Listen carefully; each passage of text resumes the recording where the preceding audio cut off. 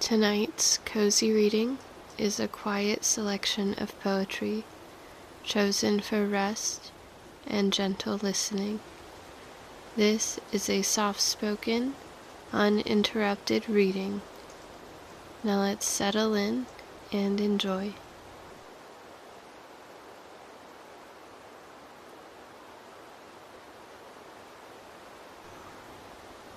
A Winter Evening by Alexander Pushkin. Sable clouds by tempest driven, snowflakes whirling in the gales. Hark, it sounds like grim wolves howling. Hark, now like a child it wails. Creeping through the rustling straw thatch, rattling on the mortared walls, like some weary wanderer knocking, on the lowly pane it falls. Fearsome darkness fills the kitchen, drear and lonely at our retreat. Speak a word and break the silence, dearest little mother, sweet. Has the moaning of the tempest closed thine eyelids wearily? Has the spinning wheel soft whirring hummed a cradle song to thee? Sweetheart of my youthful springtime, thou true-souled companion dear, let us drink, away with sadness, wine will fill our hearts with cheer. Sing the song how free and careless birds live in a distant land. Sing the song of maids at morning meeting by the brook's clear strand. Sable clouds by tempest driven, snowflakes whirling in the gales. Hark, it sounds like grim wolves howling. Hark, now like a child it wails. Sweetheart of my youthful springtime, thou true-souled companion dear, let us drink, away with sadness, wine will fill our hearts with cheer.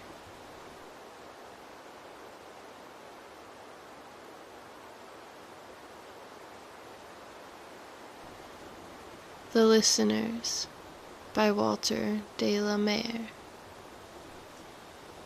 Is there anybody there? Said the traveler, knocking on the moonlit door, and his horse in the silence champed the grasses of the forest's ferny floor, and a bird flew up out of the turret above the traveler's head, and he smote upon the door again a second time. Is there anybody there? He said. But no one descended to the traveler. No head from the leaf-fringed sill leaned over and looked into his gray eyes, where he stood perplexed and still. But only a host of phantom listeners that dwelt in the lone house then stood listening in the quiet of the moonlight to that voice from the world of men, stood thronging in the faint moonbeams on the dark stair that goes down to the empty hall, hearkening in an air stirred and shaken by the lonely traveler's call. And he felt in his heart their strangeness, their stillness answering his cry, while his horse moved, cropping the dark turf neath the starred and leafy sky.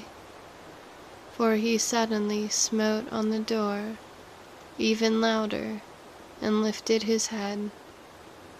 Tell them I came, and no one answered, that I kept my word, he said.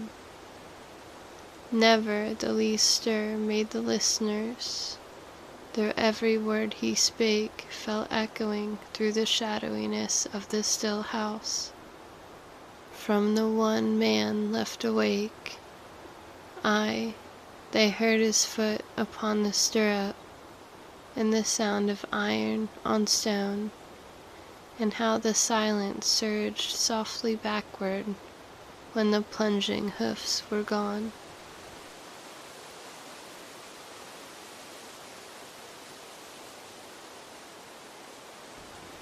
Here in the Time of Winter Morn by William H. A. Moore.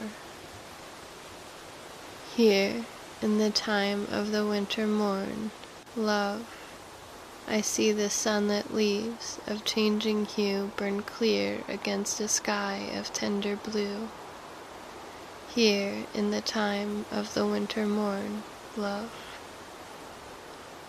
Here in the time of winter morn, love, I hear the low-toned bells of changing song ring clear upon the air the full day long. Here in the time of winter morn, love,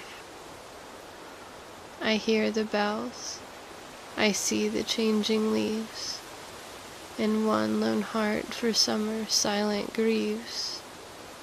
Here in the time of winter morn, love.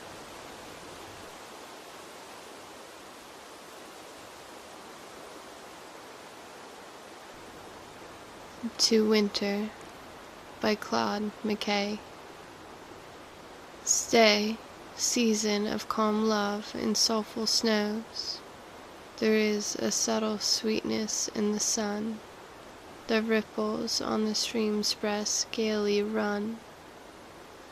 The wind more boisterously by me blows, and each succeeding day no longer grows. The birds a gladder music have begun, the squirrel full of mischief and of fun. From maple's topmost branch the brown twig throws. I read these pregnant signs, know what they mean. I know that thou art making ready to go. Oh stay, I fled a land where fields are green, always, and palms wave gently to and fro, and winds are balmy, blue brooks ever sheen, to ease my heart of its impassioned woe.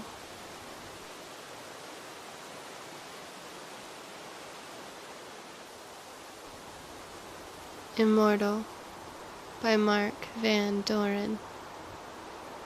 The last thin acre of stalks that stood was never the end of the wheat. Always something fled to the wood, as if the field had feet. In front of the sickle something rose, mouse or weasel or hare. We struck and struck, but our worst blows dangled in the air. Nothing could touch the little soul of the grain. It ran to cover, and nobody knew in what warm hole it slept till the winter was over, and early seeds lay cold in the ground. Then, but nobody saw, it burrowed back with never a sound, and awoke the thaw.